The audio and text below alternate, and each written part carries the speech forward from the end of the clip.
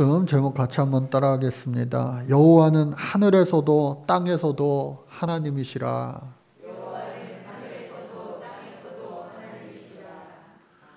어젯밤에 여의도에서 3년 만에 열린 서울 세계 불꽃 축제, 여러분들 직접 가신 분들도 혹여나 계실지 모르겠어요. 그러나 여기서는 좀 멀죠. 근데 화면을 통해서 보신 분들 많이 있을 겁니다. 벌써 아침서부터 그 저녁에 있을 그 축제를 위하여 명당 자리를 막 맡아놓고, 또 어떤 분들은 근처에 숙소까지 구하고 그거 보려고 그렇게 수많은 인파들이 몰렸다고 합니다. 매해 2000년서부터 약 100만 명이 모이는 그러한 축제로 이미 자리매김했는데, 그동안 코로나 때문에 3년 동안 열리지 못했다가 다시 이렇게 재개가 되었는데, 어제도 아주 멋지게 많은 사람들이 함께 했던 것 같습니다. 이보다도 더 복된 소식은 다음 주일 2부 예배 때 세비전 찬양 예배가, 축제가 열린다는 사실을 잊지 마시고 모두가 함께 하시고 영광 올리시고 또 은혜가 되시기를 주의 이름으로 축복합니다. 오늘 성경 말씀, 여호수아가 시딤에서 정탐꾼 2명을 보내는 것으로 시작을 합니다. 시작하기 전에 지도를 먼저 좀 보면은 이해가 더 빠를 것 같습니다. 가나안 정복이 이제 시작이 되는 겁니다. 갈릴리 호수고요. 그리고 여기 사해가 있고 이렇게 흐르는 강을 우리는 요단강이라고 말합니다. 그리고 느보산에서 모세가 죽었고, 이제 이 동편, 요단강 동편을 두 왕, 아모리 사람 두 왕을, 시온 왕과 또 옥 왕을 모두 전멸하고 이곳에 이스라엘 백성들이 땅을 차지하게 됩니다. 그러나 원래 차지하려고 하는 땅은 이 땅이 아니라 요단강 건너편 이 가나안 땅이에요. 그래서 이곳에서 이제 요단강을 하나님이 마르게 해주셔서 건넜어요. 이거보다 조금 더 이제 큰 지도, 확대 지도를 보면은, 아벨 시딤, 오늘 시딤에서부터 출발하였다라고 되어 있는데, 아벨 시딤을 떠나 이제 길갈에 진을 쳤다라고 합니다. 길갈은 두 물줄기가 있는 곳으로 아주 캠프, 진치기에 좋은 곳이었어요. 그리고 그곳에서 이제 아래 여리고를 처음으로 정복하게 되는 겁니다. 정복하기에 앞서, 전쟁을 치르기에 앞서 2명의 정탐꾼을 이 모세가 보냈어요. 근데 왜 2명을 보냈을까? 제가 한번 생각해 봤어요. 여호수아는요, 그 옛날 출애굽한 이후에 시내산을 도착하고 가데스바네아라고 하는 곳에서 진을 쳤을 때에 모세가 저 가나안이 하나님이 우리에게 주신 땅이다 하고 지파별로 한 명씩을 대표하여 12명을 뽑았습니다. 그리고 그들을 가나안에 보냈어요. 12명의 정탐꾼이 열심히 그곳에 다녀왔는데, 안타까운 사실은 뭐냐, 10명은요 그 가나안 사람들을 보고 거인이다, 그들은 엄청나게 대단하게 큰 사람이고 그러기에 그에 비해 우리는 메뚜기와 같은 사람이라, 아주 작은 사람이라 저들을 쳐서 이길 수가 없다라고 하는 불신앙의 보고를 하는 거예요. 그들이 거짓 보고한 거 아니에요. 있는 그대로 객관적인 사실을 보고한 것 맞습니다. 그러나 12명 가운데 그 10명의 그 보고가 중요한 것이 아니라 나머지 2사람, 갈렙과 그리고 여호수아의 그 보고로 말미암아, 그럼에도 불구하고 하나님이 저 땅을 우리에게 주신다고 했으니 저들은 우리의 밥입니다 라고 하는 믿음의 보고로 말미암아 저 땅을 들어갔으면 좋았는데 이미 분위기가 어수선해지는 거예요. 어수선해져요. 여러분들 믿음의 보고를 할 수 있는 입술 되시기를 주의 이름으로 축복합니다. 안 된다, 안 된다, 패배주의, 부정적인 그러한 비관론자가 되면은요, 그의 인생은 그렇게 흘러가고 말아요. 그러나 하면 된다, 할 수 있다, 하나님이 할 수 있게 해주시는 능력을 주신다 라고 하는 믿음의 선포와 함께 믿음의 사람으로 한 번뿐인 소중한 인생을 믿음의 승리자로 살아갈 수 있기를 간절히 주의 이름으로 축복합니다. 믿음으로 기도하고 믿음으로 행할 때 하나님은요, 놀랍게 역사하시는 거예요. 그래서 하나님께서 그들의 모습을 보시고 하나님께서 진노하셨어요. 화가 나셨어요. 왜? 그도 그럴 것이 출애굽한 지 얼마 되지도 않아요. 출애굽을 할 때에 10번의 하나님의 살아계심의 놀라운 증거를 통하여 그들이 출애굽할 수 있었습니다. 뿐만 아니라 홍해를 건넜어요. 말도 안 되는 기적의 사건이 일어난 거예요.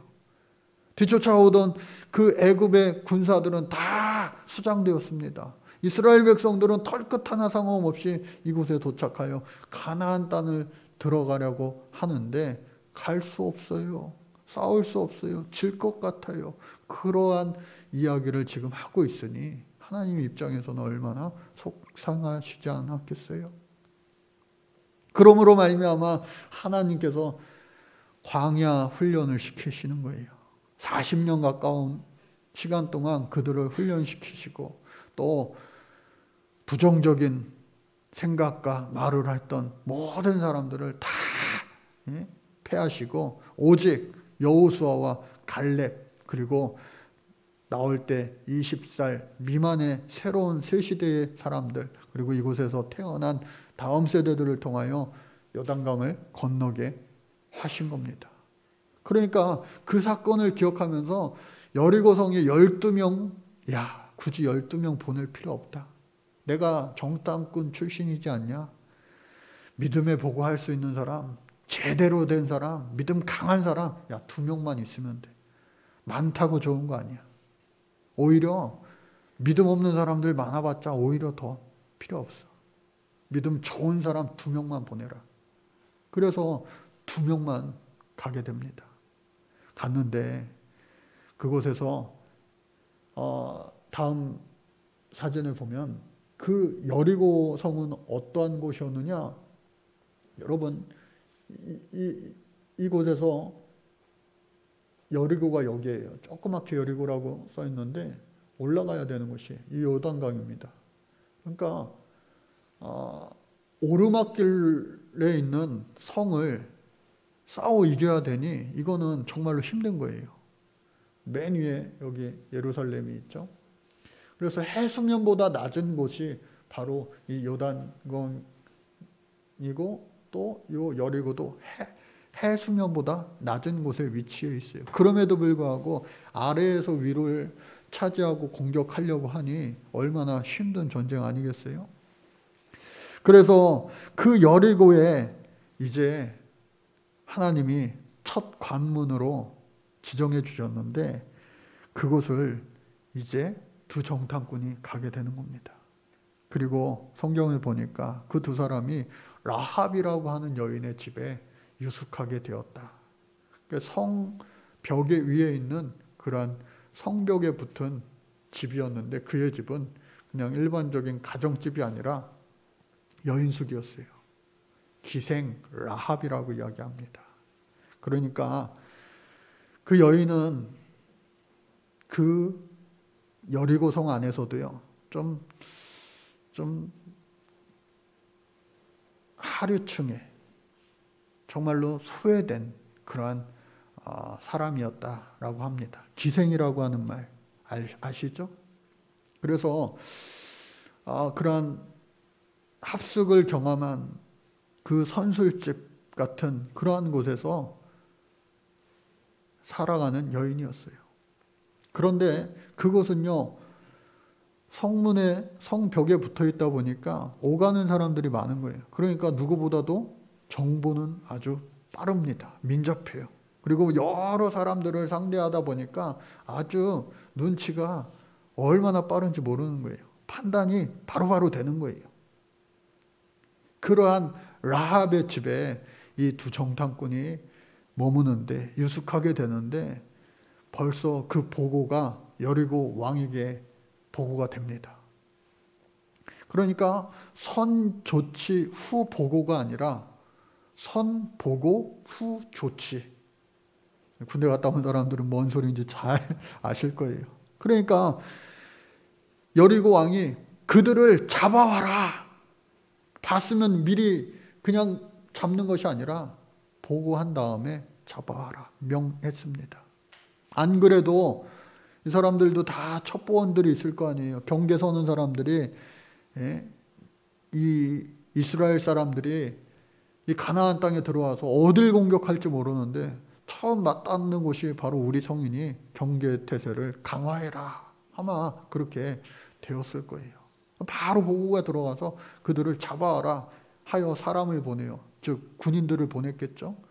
그 사람들을 보내어서 정탐꾼을 잡으려 하는데 머리가 확 돌아가고 판단이 바로 되는 이 라합이라고 하는 여인, 비록 보잘것없고 정말로 비천한 그러한 여인이었음에도 불구하고 사람들의 이야기를 막 들어보니까 하나님이요 대단하신 하나님인 거예요. 민심이요, 이 여리고 성 사람들도요 민심이 벌써 동요가 된 거예요. 왜? 그들을 이스라엘 사람들 이야기를 막 풍문으로 소문으로 들으니까 애굽에 종살이 하던 사람들이에요. 400년 넘게. 근데 이 여리고를 포함해서 가나안 지역 모두를 다 관할할 수 있는 애굽의 힘 있는 나라에서 나온 거예요. 보내줘서 나온 게 아니라 억지로 10번의 사건을 통하여 어쩔 수 없이 두 손 들고 야 가라 한 거예요. 그랬는데 그들을 추격하여 그들을 다 도로 잡아오려고 했고 죽이려고 하였는데 그들의 하나님께서 출애굽하게 하시고 또 홍해를 마른 땅 되게 하여 주셔서 그들을 건너게 하시고 건너게 하셨을 뿐만 아니라 뒤따라오는 애굽의 병사들은 전부 다 어떻게 해요? 수장시키시는 놀라운 기적의 하나님이신 것을 들어가지고 벌벌 떠는 거예요. 어떻게 세상에 그러한 일이 있을 수가 있냐고.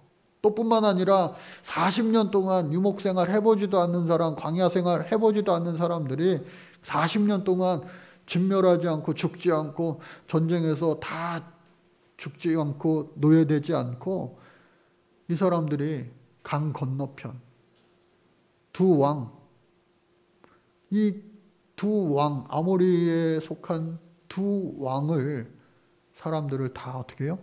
오히려 이들이 진멸한 거예요. 아모리 족속은 당시에 가나안 팔레스타인 지역의 7족속 대표적인 족속 중에 하나였지만 그 중에서도 강한 그 족속으로 손꼽힐 정도로 이 가나안 전체를 그냥 아모리 사람들이다 동의어로 사용하기도 할 정도였습니다. 그러니까 굉장한 나라였어요. 그런데 그 아모리에 속한 두 왕, 비오난과 옥 왕의 나라를 전부 다 패하였으니 이스라엘 사람들 정말 무시무시한 사람들이구나. 그리고 또 한 가지, 요단강을 걷는 거예요. 여리고에 오래된 사람들은 알아요.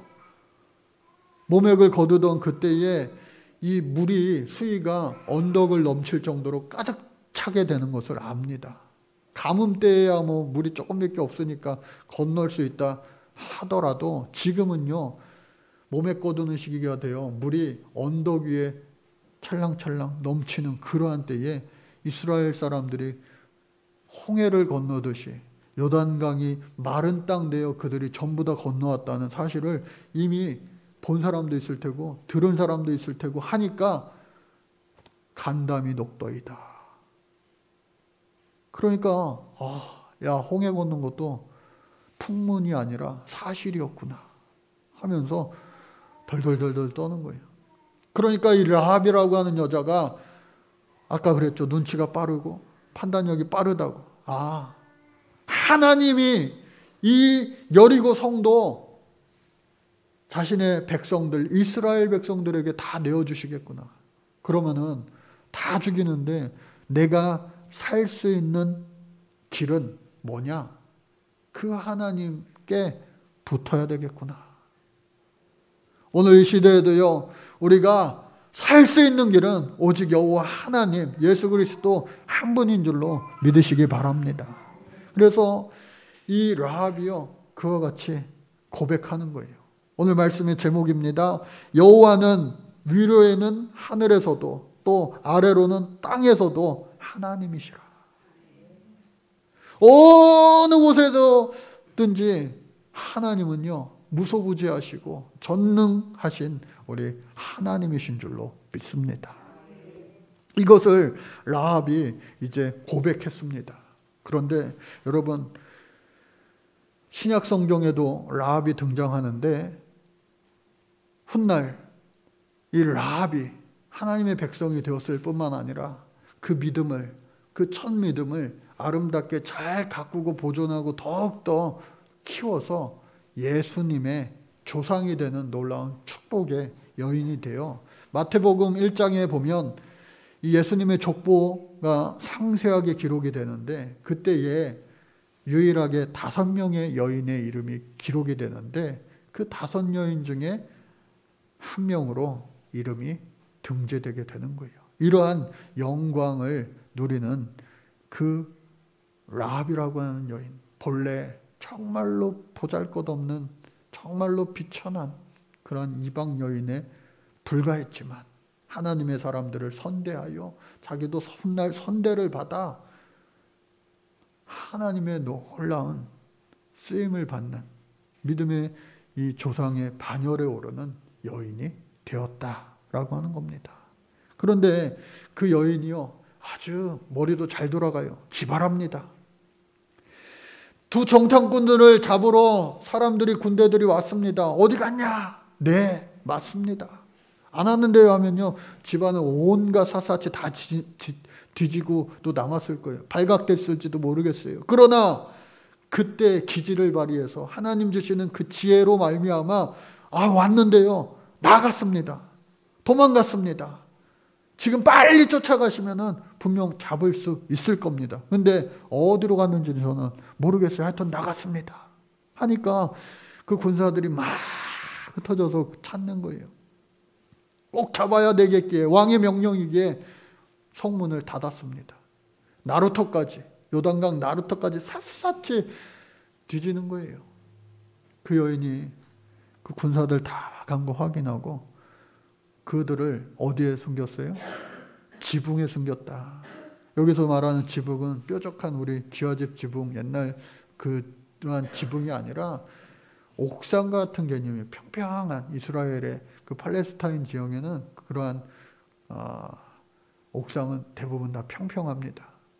교회 옥상처럼. 그곳에 올라가서 그 2 남자들을, 정탐꾼들을 3대에 숨겼다. 3대는요, 물속에서 자라는 그 수중 식물이에요. 1에서 약 1.2m가량 자라게 되는데 그것을 햇빛 좋은 이 옥상에다가 말려가지고 그것을 훗날 옷감으로 쓴다고 하는 거예요. 그래서 그거를 싹 펴놔가지고 말리니까 그 안에 남자 2명 숨기기가 얼마나 편합니까? 그리고 군사들이 이제 다 간 걸 확인하고 갔으니 빨리 이곳을 떠나 도망가시오. 그런데 전 나루터 쪽으로 당신들 잡으러 갔으니 당신들은 한 3일 동안 저 산속에 거꾸로, 아까 사진에 본 것처럼 산속으로 가서 산속 깊은 곳에 숨어 있다가 한 3일쯤 지나면 포기할 테니 그때 돌아가세요 하면서 아주 자세히 그들의 살 길을 일러주었다라고 하는 거예요. 그러니까 고맙잖아요. 살려줬으니까. 죽을 수도 있었는데. 그런데 이 라합에게는요, 그저 그 남자들을 향한 동정심이 아니라 큰 그림이 있었던 거예요. 믿음의 큰 그림. 뭐예요? 당신들이 믿는 그 하나님께서 당신들에게 이 여리고성을 진멸케 하실 것인데 저 요단강 건너편 두 왕의 성들처럼 이 성도 꼭 그렇게 될 것 같은데 왜? 하나님 놀라운 기적을 행하시는 하나님이시니까. 그 하나님을 나도 이제 믿습니다. 하나님이 당신 백성들에게 이 성을 취하게 할 때에 오늘 내가 당신들의 생명을 구하였던 것처럼 당신들도 내 생명을, 그리고 나뿐만 아니라 우리의 모든 가족들, 또 내 집안에 있을 그 모든 사람들을 살려주세요. 살려주세요. 그러니 두 정탐꾼이 생명을, 은혜를 입었으니 생명의 은혜를 갚는 것 당연한 거 아니겠어요? 알았다. 근데 이 여인이요, 집요합니다. 집요합니다. 오늘날로 따지면은 말로 하면 돼요? 계약서에 도장 찍고 이거 휴지 조각 될 수도 있으니 공증 받읍시다 하는 거예요. 아주 철저한 여인이었어요. 왜? 사업하는 여인 아니었겠어요? 장사하는 여인이니까 아주 그런 거에 딱 부러지는 거죠. 그래서 당신들이 믿는 여호와 하나님께 맹세하시오. 맹세하신 것 좋지 못하다고 하였지만 당신들이 여호와께 맹세하시오. 그러니까 이거는 정말 안 지킬래야 안 지킬 수 없는, 오늘날로 이야기하면 삼중 보안 장치를 그냥 딱 해놓는 거예요. 그래 그 사람들이 알겠어. 지금 생명이 왔다 갔다 하는데 다시 사람들 시켜서 정탐꾼들 여기 있어 할 수도 있는데. 그런데 성경은 이 여인의 라합의 여인에 대해서 어떻게 평가하느냐. 비록 화이트 라이, 선한 거짓말을 하기도 하였지만 그것이 하나님의 대의를 위한 작은 거짓말에, 속임수에 불과했기 때문에 이 여인을 성경에서는요 나쁘게 평가하지 않아요. 아까도 말씀드린 것처럼 예수님의 족보에 오르는 믿음의 조상의 반열에 올랐고, 또 뿐만 아니라 하나님 말씀 히브리서 11장 31절에 보니까요 그 여인을 이와 같이 말하고 있습니다. 같이 읽어볼까요? 시작. 믿음으로 기생 라합은 정탐꾼을 평안히 영접하였으므로 순종하지 아니한 자와 함께 멸망하지 아니하였도다. 또 하나 말씀이 있습니다. 야고보서 2장 26절의 말씀입니다. 시작. 또 이와 같이 기생 라합이 사자들을 접대하여 다른 길로 가게 할 때에 행함으로 의롭다 하심을 받은 것이 아니냐. 비록 그의 이름 앞에 기생이라고 하는 그 꼬리표는 계속 따라다닐 수밖에 없지만, 그럼에도 불구하고 이 여인의 그 믿음, 뭐예요? 여호와는 하늘에서도 땅에서도 하나님이시라 라고 하는 믿음의 고백과 더불어 그냥 입안에서만 마음속에만 머무는 것이 아니라 행함, 두 정탐꾼을 자기의 목숨을 담보로 살려주는 그 믿음의 행함으로 말미암아 이 여인이 구원받고, 이 여인뿐만 아니라 그 환난 날에 그 집안에 모인 모든 가족들까지도 다 구원을 얻게 되었다라고 하는 거예요. 오늘날에도 주 예수를 믿으라, 그리하면 너와 내 집이 구원을 얻으리라. 그 약속의 말씀이 저 여러분들에게도 믿음과 믿음의 행함으로 말미암아 이루어지시기를 주의 이름으로 축복합니다. 그래서 하나님께서는 이 여인을 통하여 놀라운 이 기적을 다시 한번 행하여 주셨어요. 근데 어저께 제가 불꽃 축제를 이렇게 영상으로 잠깐 봤다 그랬잖아요. 그런데 한편으로 좀 어떤 생각이 들었냐면, 지금 우크라이나는 전쟁 중이고 전쟁이 길어지다 보니까 러시아에서는 핵을 사용할 수도 있다, 그리고 생화학 무기도 쓸 수 있다라고 하는 그런 뉴스들이 속속 보도가 되고 있잖아요. 근데 한쪽에서는 코로나가 끝나간다고 막 이렇게 화약 터뜨리고 막 이렇게 축제를 여기저기서 벌리는 것이 한편으로는 좀 그들에게 미안한 생각이 또 들더라고요. 우리가 우크라이나를 위해서 기도 제목을 가지고 기도하고 있지만 좀 마음이 좀 그랬어요. 그러던 차에 우크라이나 우리 선교사님으로부터 또 짧은 영상을 제가 하나 받았습니다. 이 영상을 보고 생각을 또 하게 되었는데 한번 같이 보세요.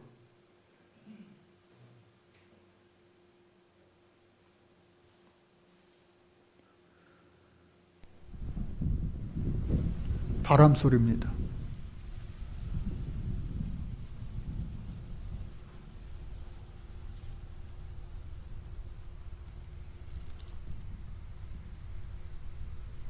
네, 멈춰주세요. 이 곳이 여러분 밭이긴 밭인데 무슨 밭으로 보이세요? 네. 포도밭 하나 나왔고요. 또 해바라기. 일부 예배 드리셨나? 네. 네.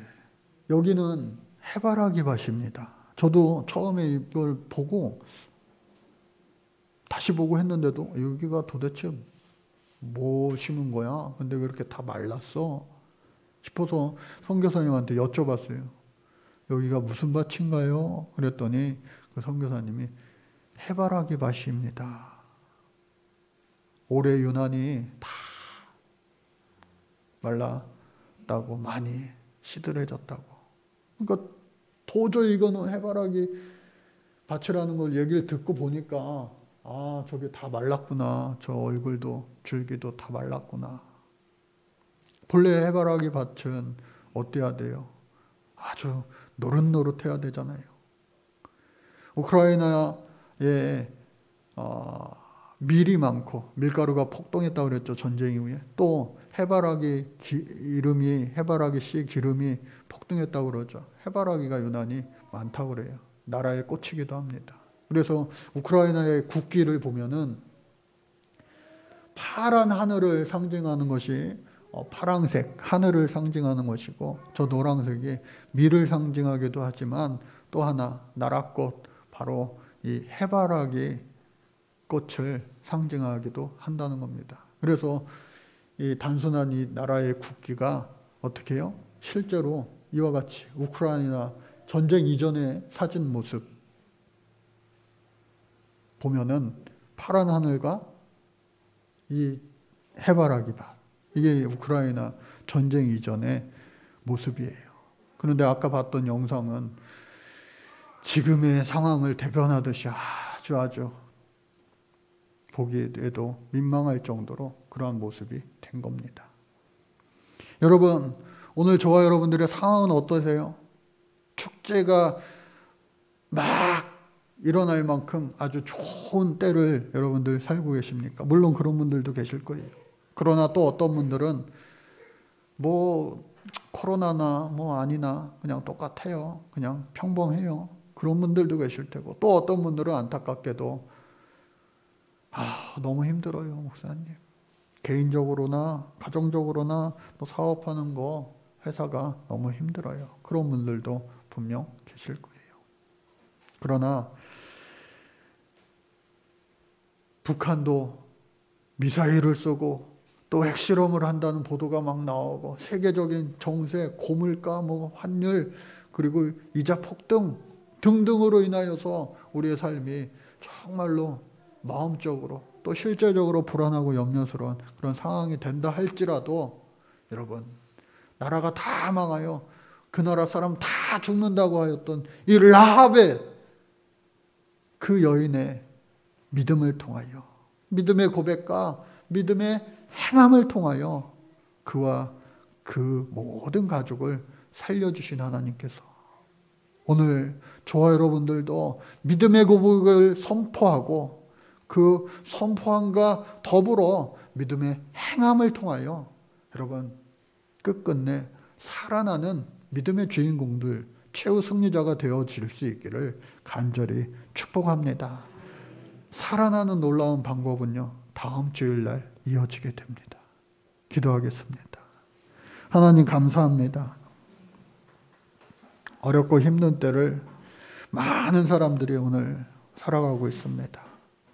전쟁 중에 있는 저 땅과 민족들을 불쌍히 여겨 주옵시고 매일매일 전쟁 같은 그런 삶을 살아가는 우리 대한민국의 아픈 현실도 하나님 위로하여 주시고 격려하여 주시고, 그럼에도 불구하고 믿음의 고백과 믿음의 행함으로 말미암아 놀라운 기적을 베푸시는 하나님의 은혜로 저희들